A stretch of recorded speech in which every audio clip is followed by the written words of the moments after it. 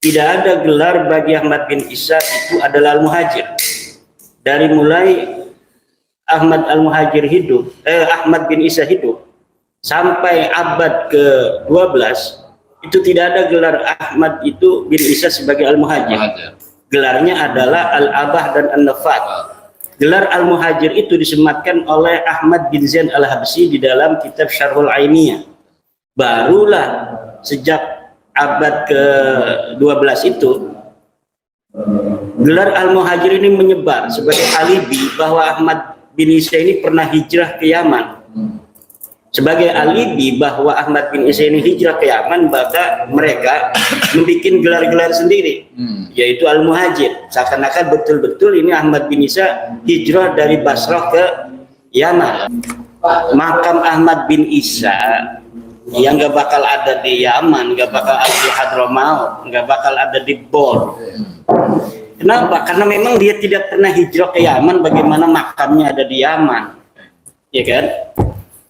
Ahmad bin Isa terverifikasi di dalam kitab-kitab sejarah yang paling tua itu adalah di abad ke-5 460 oleh At-Tusi di dalam kitab Al-Ghaibah.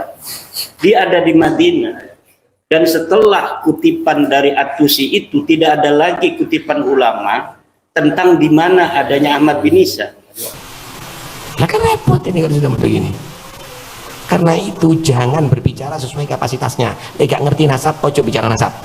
Kalau gak berarti fikih, jangan berarti fikih. Wis nasihato, orang ajaan sholat berjamaah, ajaan itu. Udah, jangan melebihi kapasitasnya kalau berbicara. Ya buat dalil tidak beres juga. Yang buat dalil nggak beres juga. Kuburan dipasukan sing masuno itu sopo. Akhirnya dirubuhkan gara-gara kuburan ini dianggap Alawi, dirubuhkan. Sekarang ada yang menuntut enggak? Yang dirubuhkan. Ada keluarganya yang marah. Ada punya. Dan dua keluarga. Lu sih nyata tiki sopo. Banyak kuburan As-Sayyid ini, As-Sayyid itu. Kita sendiri nggak tahu.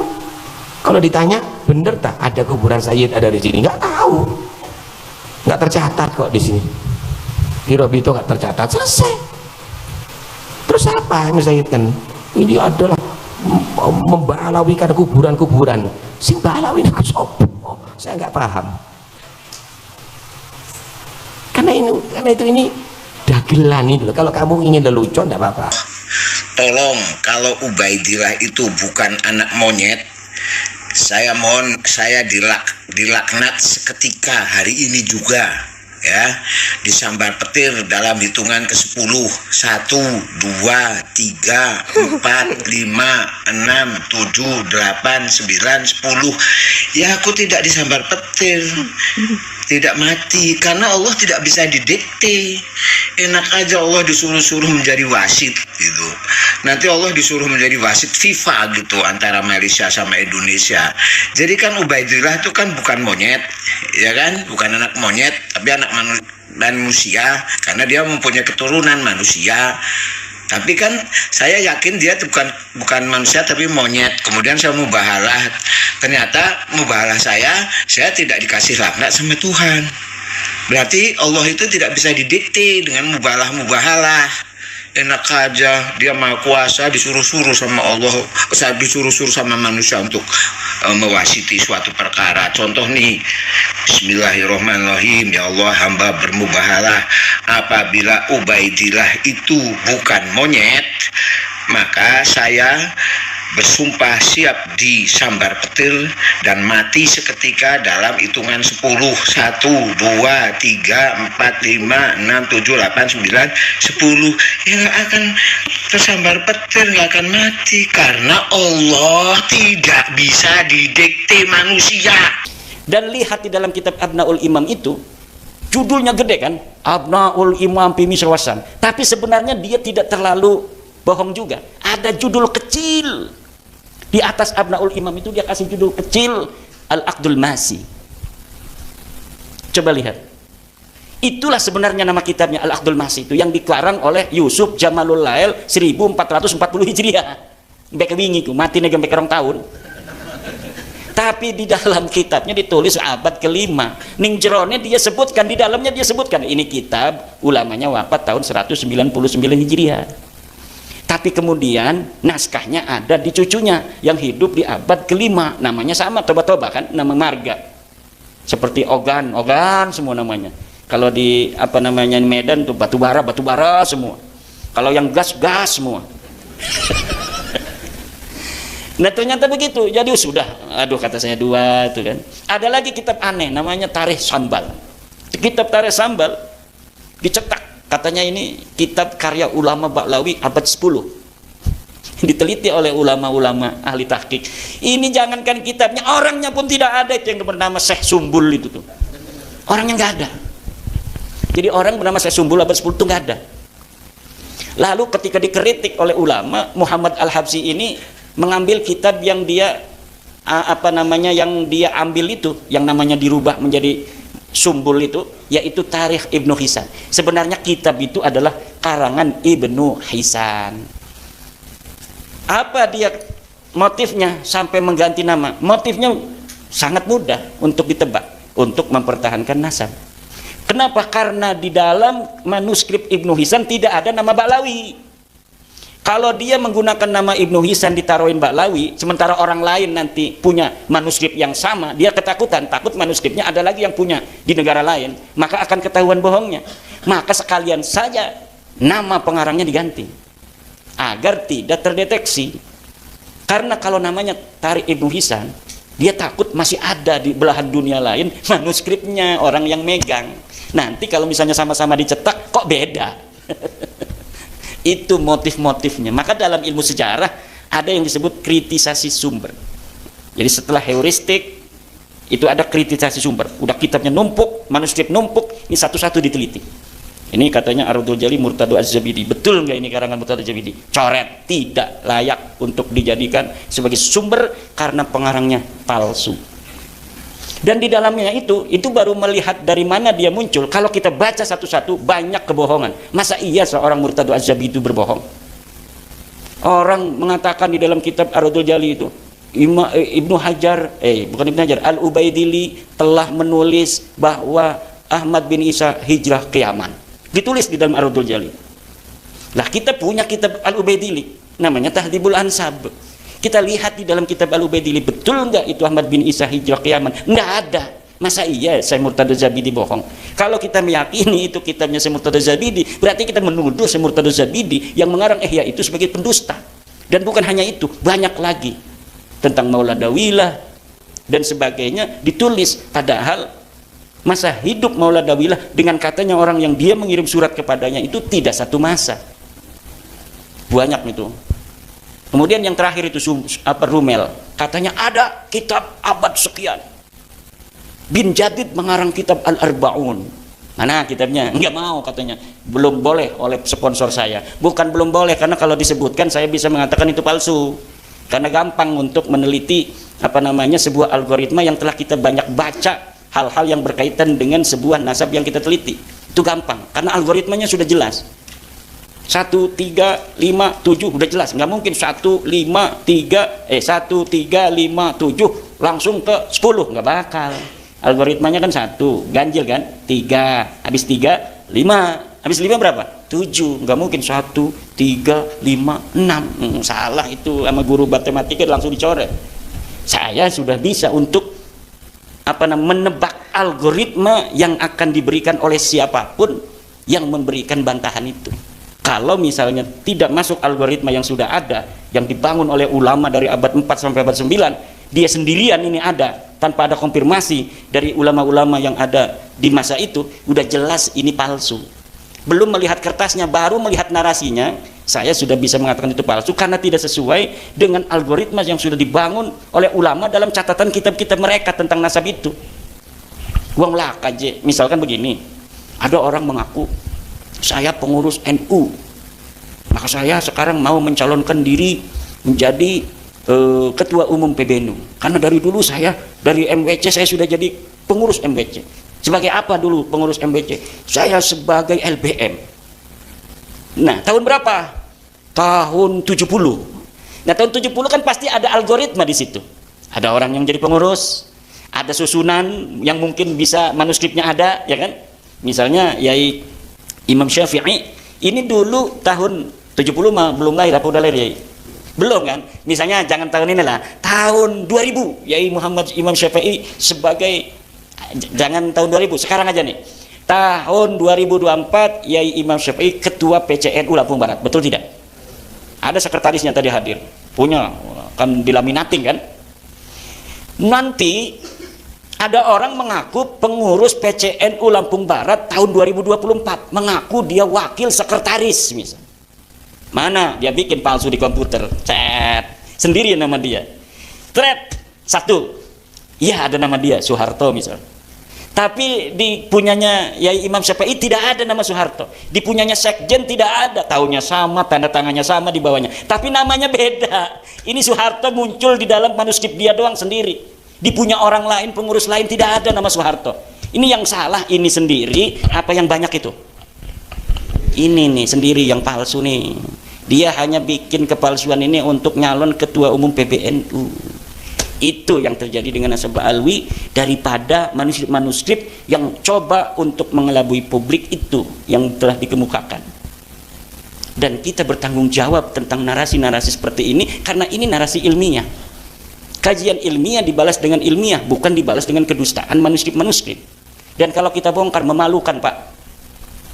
Kitab-kitab Balawi itu kan udah banyak tuh, kita bongkar satu-satu, memalukan. 90% kedustaan. Kitab-kitab ulama yang dikatakan muhaddis, Alwi bin Tauhid itu muhaddis, tapi kalau kita uji kitabnya, dia menunjukkan ada dalam manuskrip anu, ada dalam kitab anu, 90% kedustaan.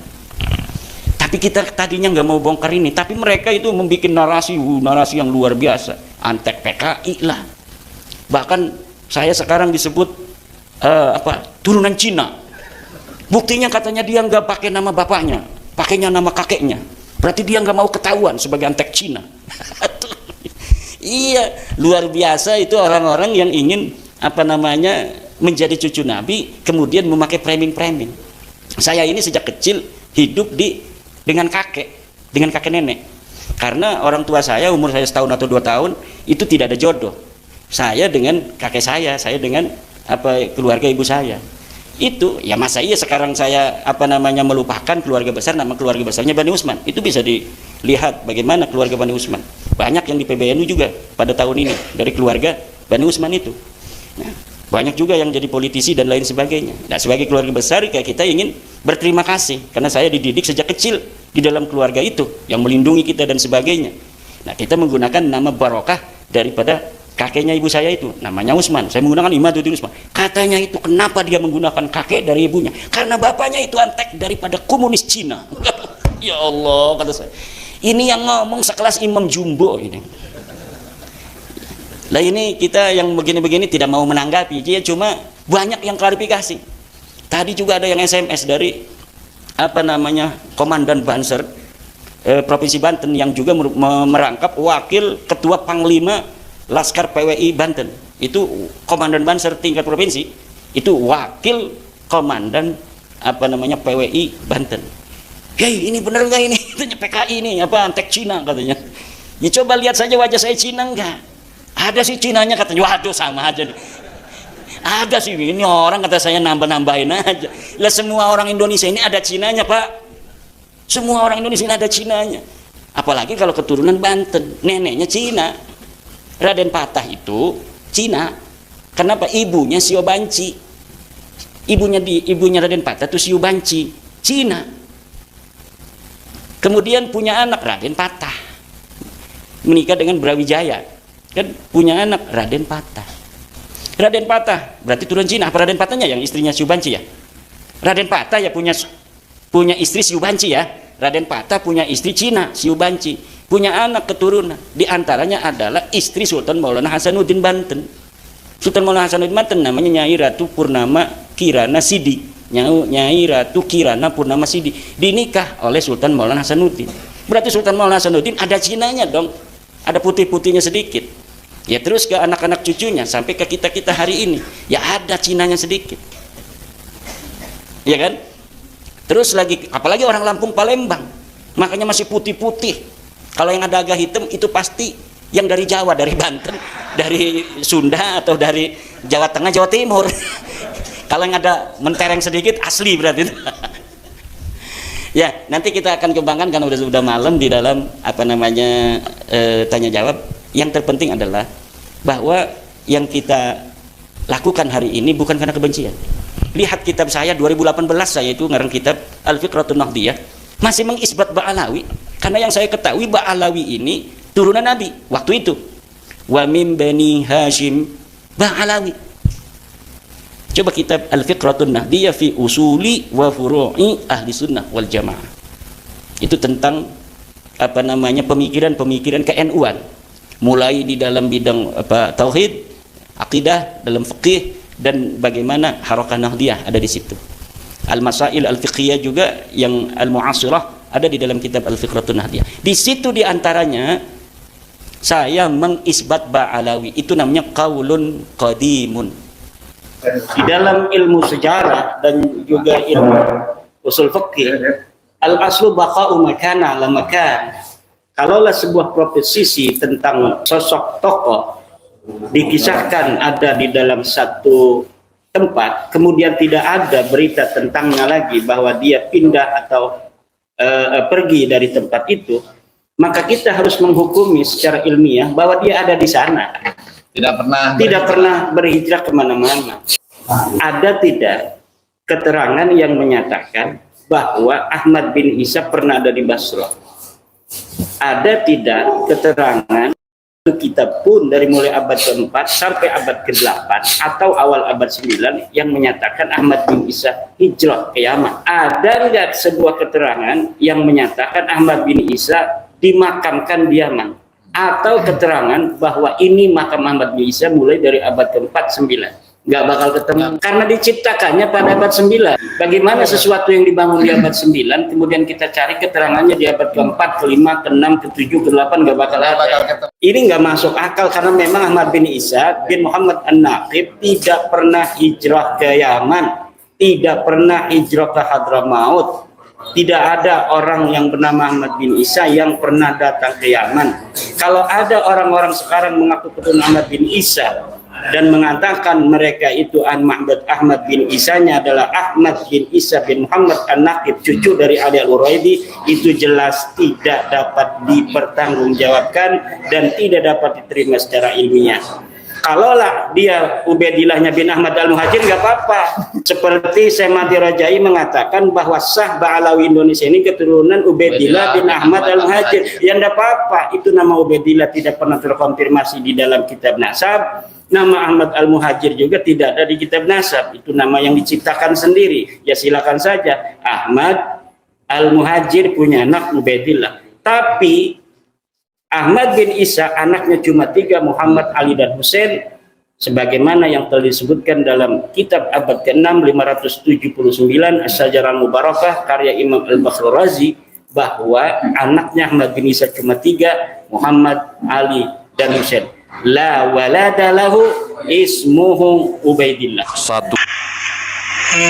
Kalau semuanya dengan mubalah selesai, ya enak gitu. Kan sekarang sudah ada aturan di dunia kayak apa, pengetahuan di dunia kayak apa. Tidak semuanya diserahkan kepada Allah. Enak aja Allah lalu disuruh-suruh untuk mengadili sengketa dari manusia. Ya nggak bisa. Emang siapa kok nyuruh-nyuruh Allah ngajak-ngajak mubalah orang lain? Nih buktinya nih, kalau Allah itu tidak bisa didikte, tidak bisa disuruh-suruh. Saya yakin Ubaidillah anak monyet, maka saya akan bermubahalah bahwa bahwa Ubaidillah adalah anak monyet. Bismillahirrahmanirrahim. Ini Al-Quran. Gak di Mekah, gak di Ka'bah. Bismillahirrahmanirrahim. Ya Allah, ya Rabbi, kalau Ubaidillah itu manusia, ya, maka saya rela dilaknat olehmu. Dalam hitungan 10 saya disambar petir sampai mati. Saya ulangi, ya Allah, apabila Ubaidillah itu bukan monyet, Saya bersedia, bersumpah, siap disambar petir sampai mati pada hitungan ke-10. Bismillahirrahmanirrahim. 1, 2, 3, 4, 5, 6, 7, 8, 9, 10. Der. Ya nggak mungkin Allah itu bisa diatur-atur manusia.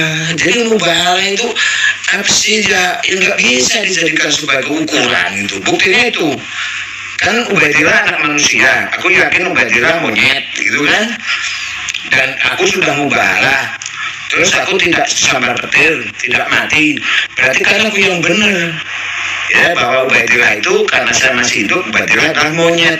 Bukan begitu.